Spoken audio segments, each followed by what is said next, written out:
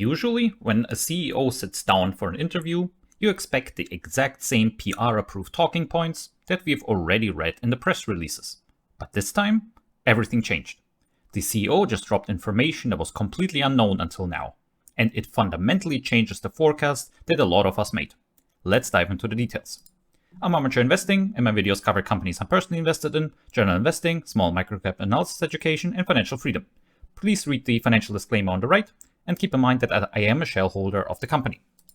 All right, so I'm gonna try to keep the slides here short. I'm not gonna talk a lot about them, hopefully, because I have a lot of slides to cover.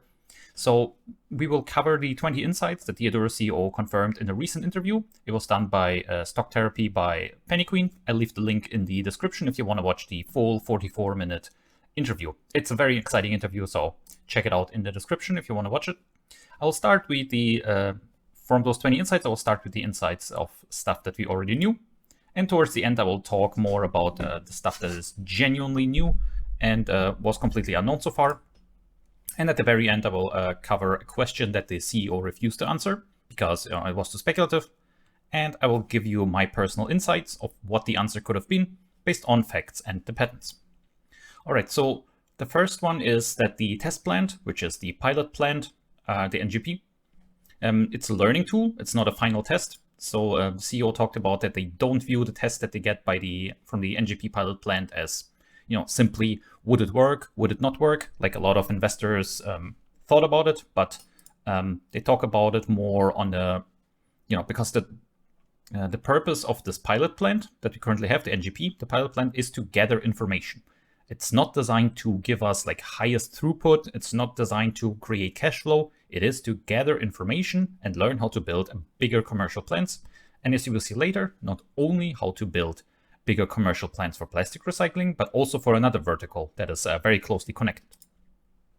So yeah, we already saw data and for the pilot plant, and this pretty much confirms that the information that they actually gain is actually helpful because the pilot plant performed better than the previous plant, which we see here in most factors, it's an improvement. So it seems to actually work out that they gather information and the plants get better. He also talked about fine-tuning the pilot plant. So, you have to constantly check stuff because, it's a work in progress, the pilot plant, right? You have to check if the valve pipes are the right size. You have to check the shape of pipes to make sure the liquids flow smoothly. Again, because this pilot plant is the first plant that is built purely from commercially available equipment. It's not special made. It's industrial equipment that is used for other processes, and Aduro pretty much uses it for their stuff and make it work. Things like, it also talked about finding things like cold spots in the reactor because, the reactor has to heat up the stuff uniformly. And, if you find like cold spots or whatever, it's not properly mixed through, that's obviously a problem. So again, like I already mentioned, the pilot plant is really all about figuring out stuff, gathering information so that the first commercial plant is actually going to be, significantly better. And yeah, they're obviously increasing tests. So far, the longest test that they've shown is 4 days nonstop. And obviously, the goal is to run the plant like 7 days, 14 days, and eventually nonstop. That's the plan. And they really need to show this because this is a non-negotiable requirement for commercial production, right? If you want to actually produce, very significant amounts of, output, you have to operate nonstop for weeks and months. And yeah, this is a press release where they talked about, pilot plant results and that, their goal is really towards sustained 24/7 operation and longer duration campaigns. So at least like 7 days, let's say. All right, he also talked about cheap and easy machine upgrades. And because they use standard off-the-shelf industrial parts instead of custom-built machines, like I already mentioned, this makes it updating cheap because you don't have to order a specialized alloy with, specific parameters. That's like, one of a kind that you have to order and then wait for weeks until you get the specialized part shipped. No, these are off-the-shelf parts.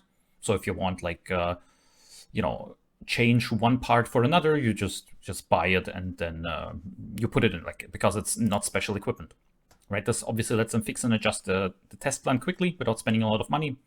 And, that's the purpose behind the pilot plant, right? To quickly test different things out, run different feedstocks through to fix things up. So then when they actually build the commercial plant, which is currently planned to come online at the end of 2027, early 2028, we will talk about that later. The CEO also confirmed the timeline, which we already knew pretty much if you guessed around a little bit, but the CEO confirmed it later, which we will talk about. Right, so a key innovation of the NGP or pilot plant design is that it uses widely available industrial equipment in a novel fashion not previously envisioned by other approaches, enabling a more efficient and scalable implementation of their technology. Right, so this is directly from a press release, so we already knew that, but always great to see the CEO emphasizing this again. Yeah, he also mentioned that they have to be honest and careful with test data. So they refuse to rush out half-proven results just to create stock market hype. I mean, to me, that's pretty obvious from how the management operates. And also a big factor here is that the CEO owns about 30% of the company. So if he fucks it up, then his money is gonna vanish as well. So he has a lot of motivation to make this work in the long term, and he doesn't really care about these short-term blips or creating hype or whatever, right?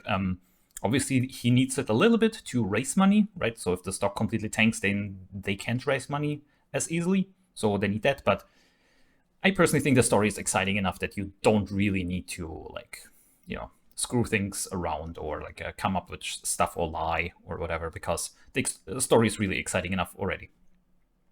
They force their pilot plant to run smoothly for hours before they measure any results, so they don't cheat the data, so they don't cherry pick the very best results or whatever. As you'll see here later, they use multiple data points so they get a good average and not just cherry picking stuff. The pilot plant had to run for 12 hours straight before it finally settled into a steady, reliable flow, right? They could have obviously just taken data from the first couple of hours where they got like I already mentioned, cherry picking.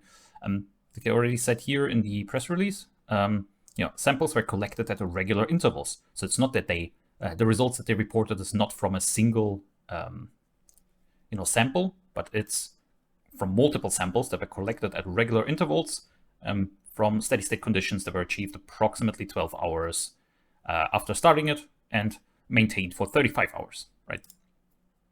So for you guys who want to join YouTube memberships, you can do so below. Just click the join button and you get to vote on some upcoming videos, get in most cases 48 hours early access to all videos, so that could be quite valuable, and you get exclusive off-the-cuff company news reaction videos. So if you want that, scroll down below, click the join button, and support me. Yeah, thank you guys. All right, so the step-by-step plan for the first commercial plant, which is also called the demo plant or the FOAK, and this is the plant that I talked about that will be coming online early 2028. So they will start initial commercial operations using simpler, cleaner plastics, like farm plastics. And we kind of already knew that, but the CEO confirmed it again here in this interview. They plan to update their first commercial plant later so it can handle messy household plastics, right? So obviously with farm plastics, it's typically just polyethylene, polypropylene. So the two plastic types that Aduro is really best at recycling. And, it's pretty predictable stuff, right? So it's like let's say on one farm, you have, hay bale covers or drainage pipes or whatever. It's like very predictable stuff. They're not going to be like chicken bones in there, right? Like you have in household waste, where it's like things are mixed in and whatever. And, you need to do a little bit more pre-sorting, but Aduro still can handle it better than all competitors, which is pretty clear, right? So it's still going to be a little bit more difficult because you have to handle all the side streams. So for example, if you have like PET, PVC, nylon, etc. in the stream, you have to have an extra circuit that handles this, right? But for example, other technologies can't handle it at all. So Aduro can handle it, but they need some extra equipment. So to start, we're going to start with the very simplest one with farm plastics, which are more predictable, and you can get quite a large amount of them quite easily, I guess, in that are consistent. Right, so they talked about it when they announced their collaboration with Clean Farms, which is, I think, a Canadian conglomerate of like farming stuff. And here they talked about, what it is. You can read this, but yeah, with Clean Farms here, yeah. So that's already pretty much done. And here he talked about what to expect from the first plant. And here in the interview, he really made the emphasis that this is, because it's officially called like first of a kind, the FOAK or the demo plant. And he really emphasized this first, right? Because he sees it as the first commercial plant, which, you could argue it's a semi-commercial plant, but, it is a commercial plant, just a smaller commercial plant, let's say, on the smaller side, which is like, yeah, that's how you think about it. And, the very first plant in the Netherlands is not expected to run perfectly right away, obviously because, while from a technical perspective, the pilot plant and the Folk are very similar because they both use industrial equipment, the scale up in size is quite sizable, right? So it's about 100x larger. So the Folk is about 100 times larger than the NGP. I mean, first of all, because the NGP is not optimized, again, for flow through or capacity. And, when you want to actually make money, you have to have a high throughput. So you can actually process a sizable amount of material, right? So obviously it's not going to be perfect, but no one expected this, I guess. But the data that they collect from the from the pilot plant is hopefully going to make this Folk run a little bit better than the NGP, which was already very impressive, I guess.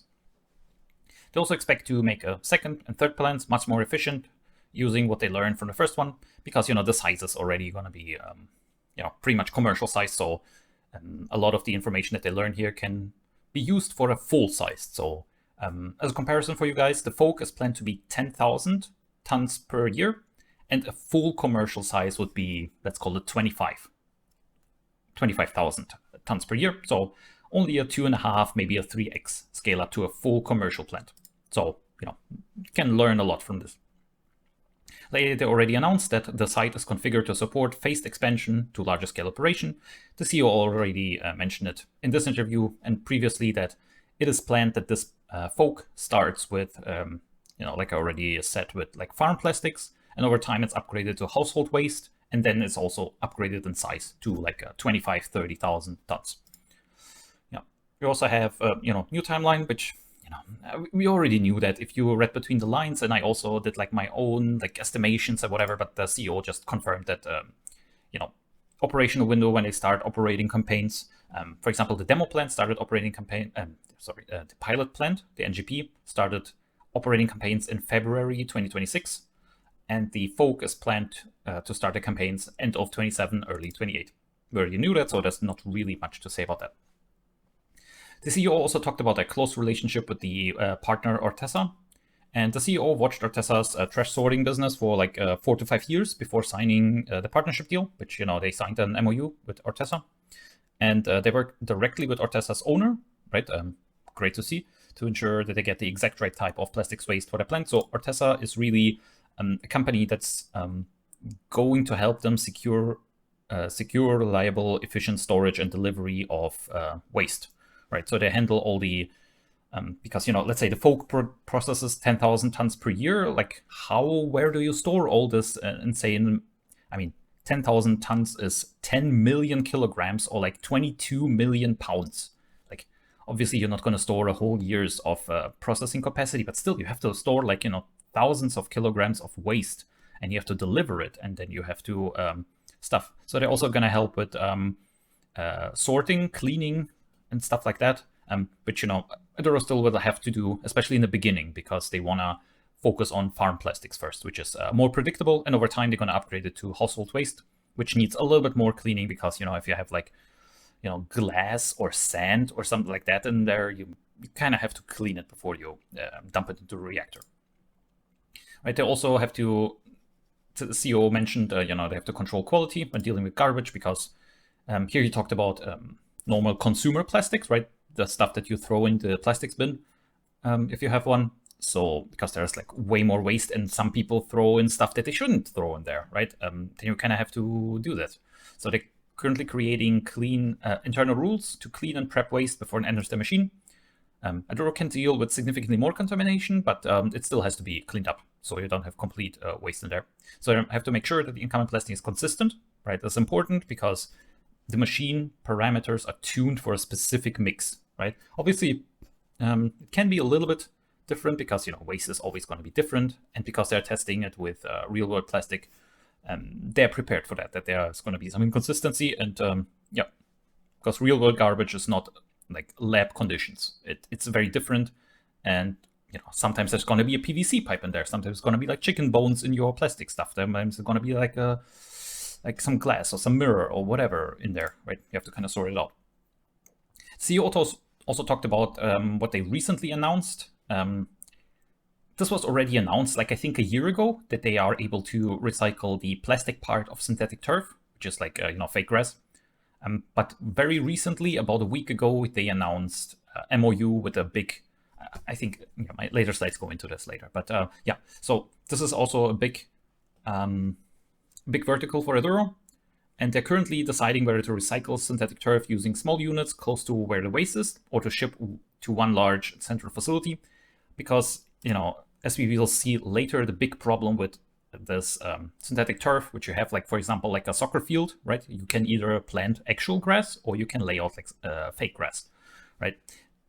I will discuss it later, but the big problem is this stuff is very, very bulky, right? Like if you have to transport like a whole soccer field to like a different plant, that's going to take like multiple trucks and it's like very expensive and annoying. So yeah. The big thing about Aduro's process is it's modular, right? You don't have to build a humongous plant right away. You can build it smaller.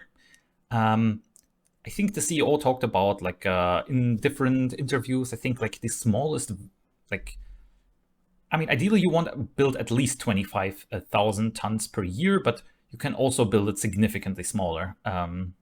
Probably like down to 10,000 tons per year will be probably economical. Would be my guess, because going smaller than that would be a little bit tricky. But here they talk about that they have a modular process to deconstruct, PE and PP, right? So synthetic turf is going to be mostly polyethylene, polypropylene in there, and whether contaminated or non-contaminated, right? So with synthetic turf, it's pretty contaminated because there's like rubber, there are like binders, there's like other plastic types, whatever. And this is where Aduro's process shines. That they don't care about other plastic types. They don't care if there's like rubber or a little bit of sand or whatever. So because currently this stuff is all going into a landfill, right? Not ideal. So Aduro solves this problem as well. And yeah, he also talked about, again, synthetic turf. Like I already mentioned, too many mixed materials, plastic, sand, rubber, they're glued together. And with normal methods, you would kind of have to separate it. But if it's like glued together, it's like very difficult. Or if you could do it, it would be so expensive that it's like not worth it, right? And like I already mentioned, the biggest challenge is the fact that turf is so heavy and bulky to transport. So, if you have to truck it, across the country, like that's going to be pretty expensive pretty quickly. Also, the Aduro CEO talked about other recycling methods, which right now the main competitor, I would say, is pyrolysis. And pyrolysis works, but it has a lot of drawbacks. And, in Europe, which is like, let's say from a recycling perspective, is like the most advanced region in the world, let's say. And there have been a lot of past failures. And also, laws are really tightening because pyrolysis, I think I show it here. Yeah. So let me just walk through this. So yeah, the laws really want them to produce not just fuel, but something usable, something that you can maybe create like new plastic from, maybe some chemicals that you can use for some, chemistry process. And currently it's just mostly fuel. You just burn it, right? Either you turn it into like gasoline, diesel, whatever, or you just burn it straight up in a factory setting. Right, and really the market's moving away, like I already mentioned here, yeah. And if you hear from a paper I found is that pyrolysis can convert, 60 to 80% of plastic waste into liquid fuels, right? And this is what regulators don't like. It's better than nothing, obviously, turning it into a fuel and then burning it into some industrial process. And, you can get up to 85% yields if you crank up the temperature. But you really want circularity, right? This is what all the recycling stuff is about, that you take plastic waste and turn it into new plastic. And not take plastic waste, turn it into some burnable liquid that goes into like a factory setting where it's like burned for energy or for heat or whatever.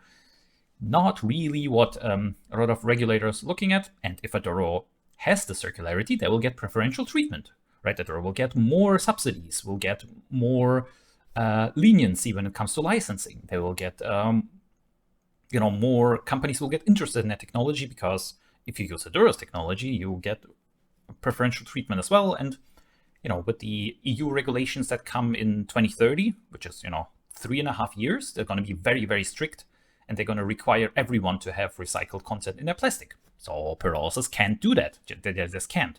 They just produce liquid fuel, but you need plastics packaging that has recycled plastic inside, or a material that was made from recycled plastics. So yeah, that's another huge edge that Aduro has, and I think it's very important because this is just makes Aduro's process just so much better.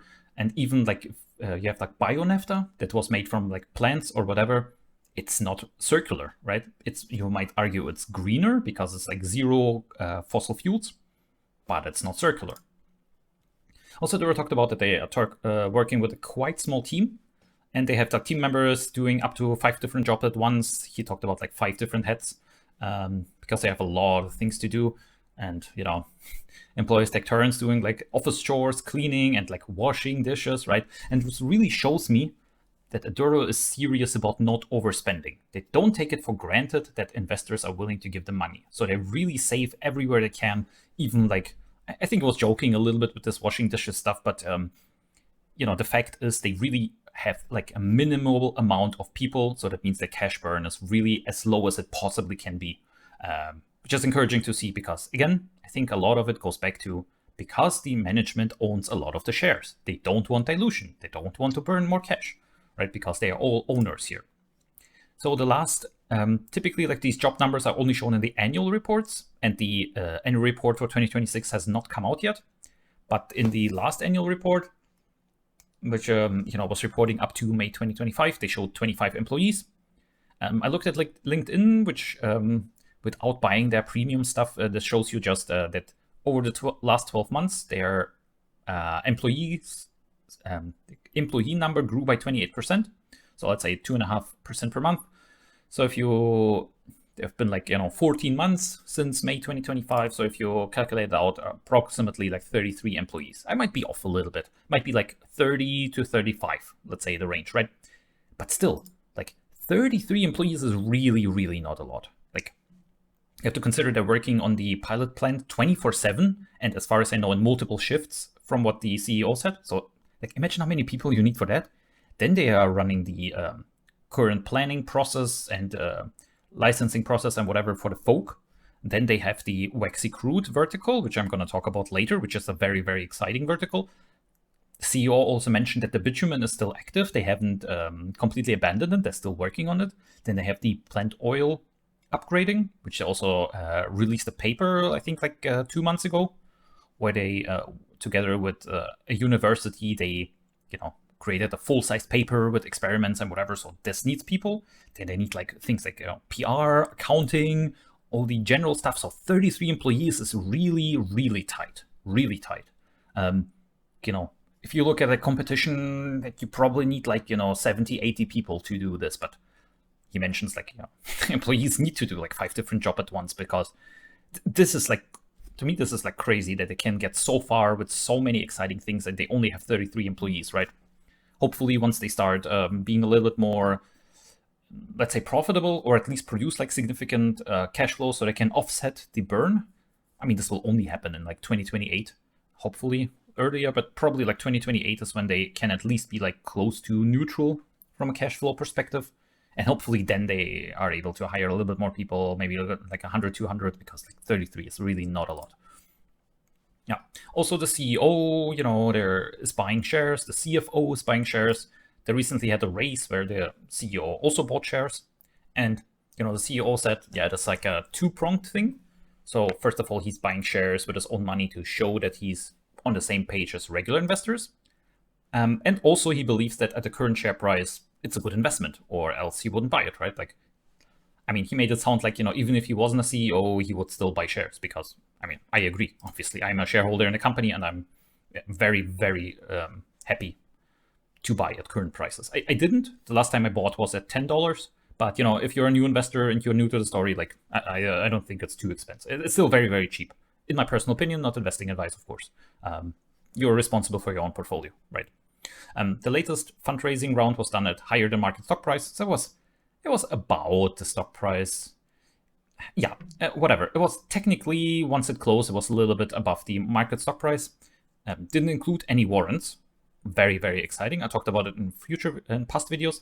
But this is typically, once your company can stop offering warrants, this is when your company has made it and is like in the big leagues. And Aduro is now in the big leagues, right? Because all the microcap companies typically need at least half a warrant, like 1 warrant or half a warrant per stock, per share, right?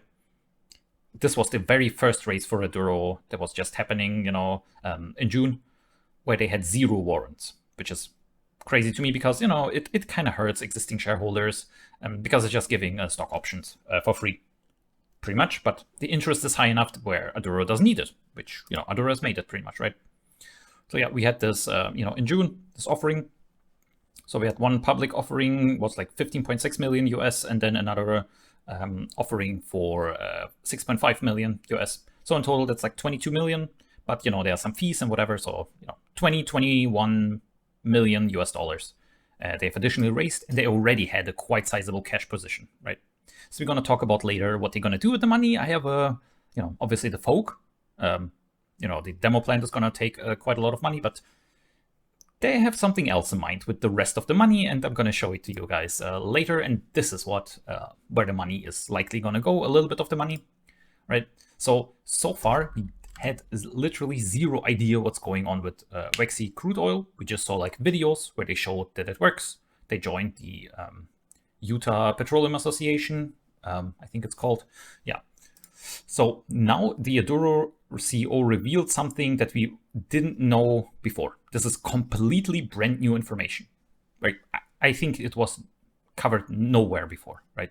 So that their Waxy crude oil testing unit, I should say unit, which Aduro CEO called Technology Demonstration Unit, is fully built, and it's getting its final adjustments currently. And this interview was a couple days ago. By the time you watch it, it was like less than a week ago, I guess, right? So it's like very, very fresh information that they have a technology demonstration unit. So what is a technology demonstration unit? Well, the CEO talked about that it's for Waxy crude oil, and it runs at a flow of 5 to 6 liters per hour. So it's like really more a small proof of concept that the science works.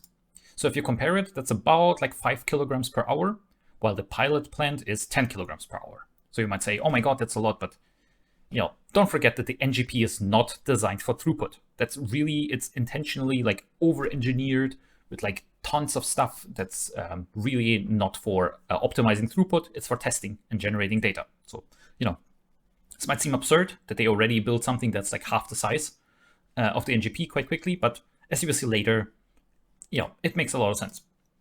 So after that, they want to build, both for Waxy crude, but you also talked about bitumen, which they want to build a plant for bitumen as well. And they aim to process like 5 to 10 barrels of oil per day.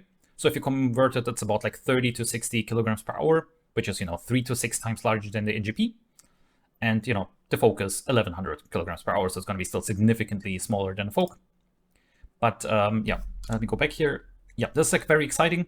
And as you will see later, it makes sense why they were able to move this quickly. And they're already talking about plans of building pretty much something that's like significantly larger than the NGP just for the Waxy crude. But again, this is still all future stuff. And you will see, the NGP is very, very important here. Right, so they debated, the CEO talked about how, they could, of course, get like a joint venture partner and whatever to fund it, but they really want to do it the same as they did with plastic, so 100% on their own. And they will bring in larger partners only after they prove the technology works at the scale. So obviously to not give away the upside. So only once they need, pretty much partners for the big plants, which are like, in the tens of millions of dollars, then they're going to get partners to lower the capital spend and also to bring in partners, right? If you say, hey, we're going to do a 50-50 and you're going to get a lot of money and, then partners are interested, and this over time proliferates, right? Like, so more and more companies get interested.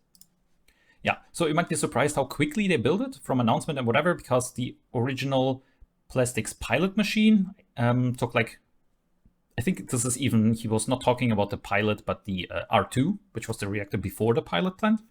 And even that took them like 1.5 to 2 years. But with the exactly on the same size, they can build a pilot plant for Waxy crude in only 2 to 3 months. So it's like 8 times faster. And why were they able to do that? Well, if you guys know about the chemistry and watch my previous videos, you know that Waxy crude is very, very similar to plastics. right? So both are pretty much, very simple chains.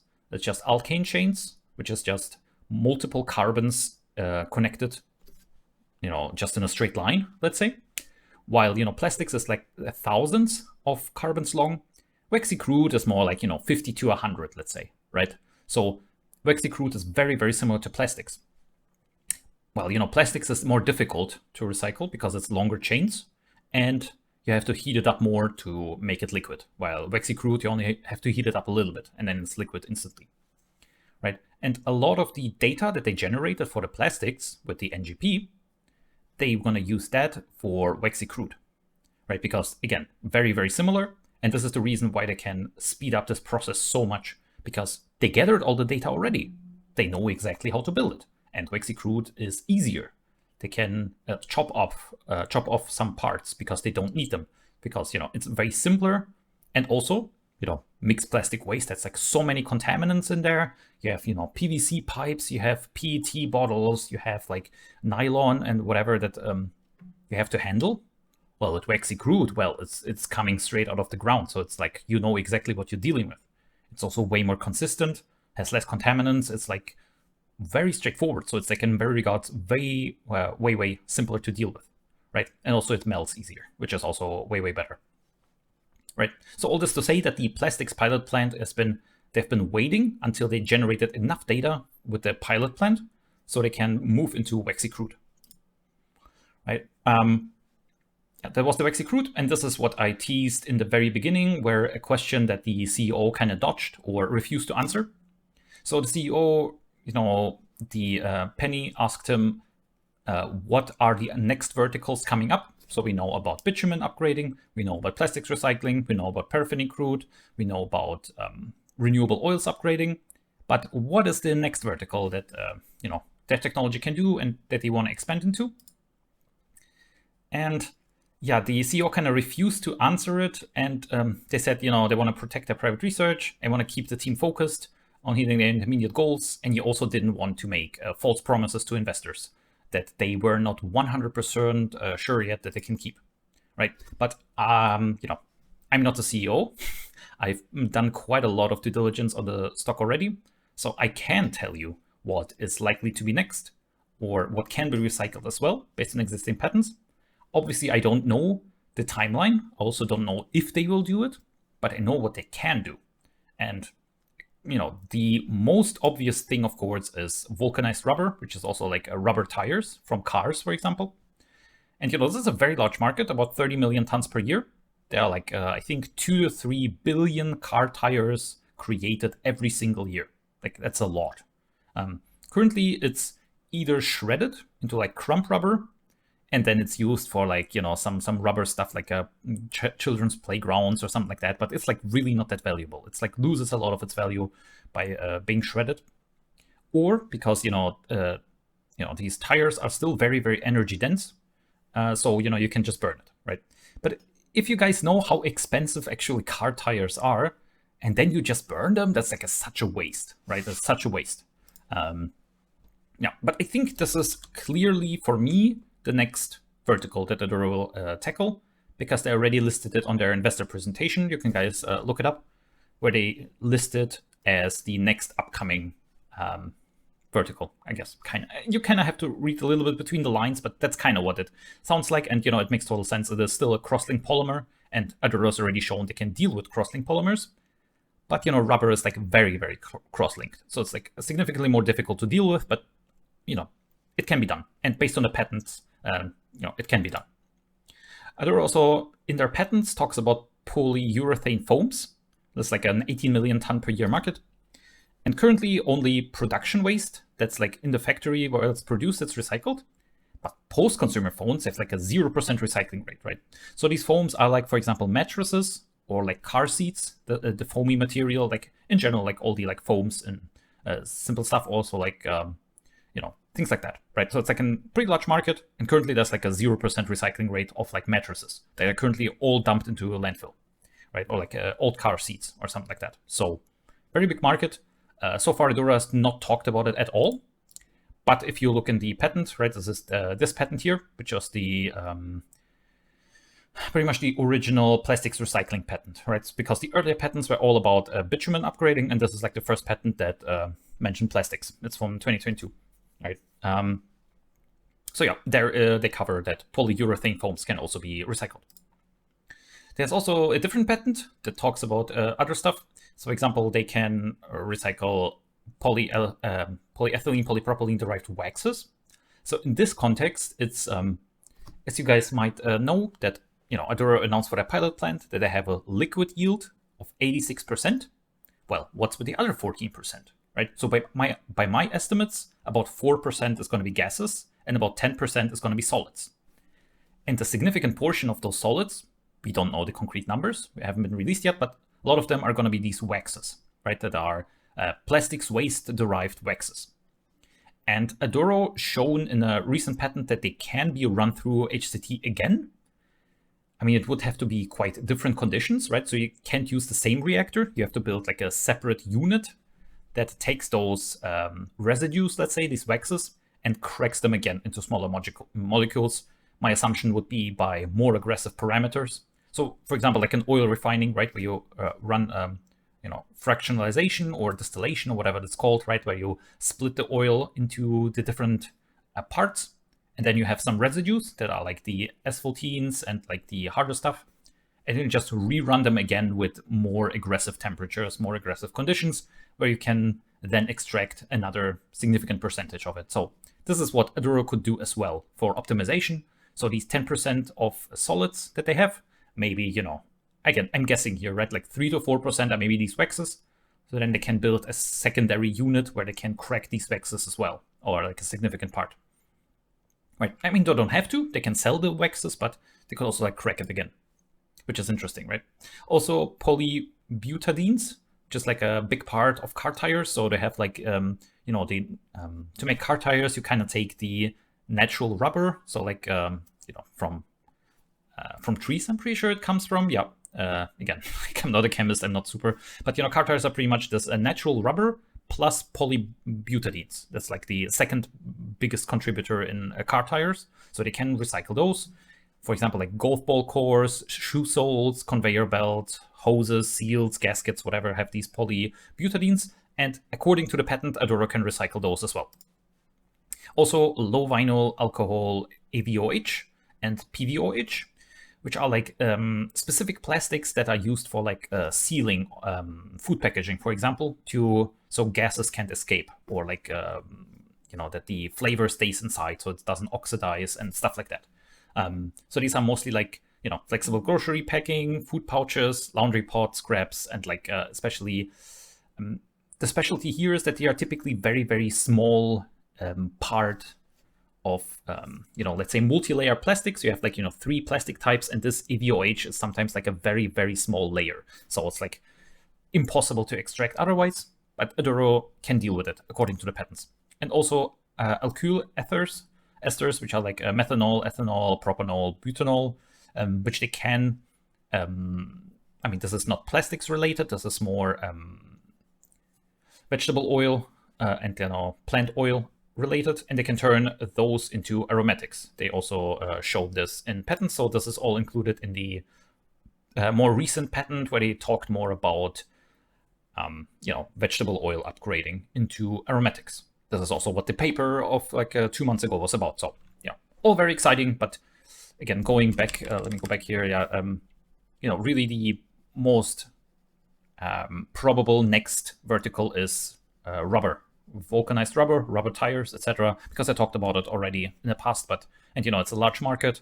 There's currently not a good solution, and also polyurethane foams I could definitely imagine coming, and also these waxes that they can crack them again, so we can increase our yield. Would be great to see. So yeah, if you guys really enjoyed the content and want to get early access, in most cases 48 hours. If you want like off-the-cuff videos where I react to company news and to vote on some upcoming videos from time to time, scroll down below. Click the join button, see the options, and I really appreciate you guys' support. It shows me that you guys appreciate my content and want to see more of it. So yeah, thank you guys for watching. See you next time.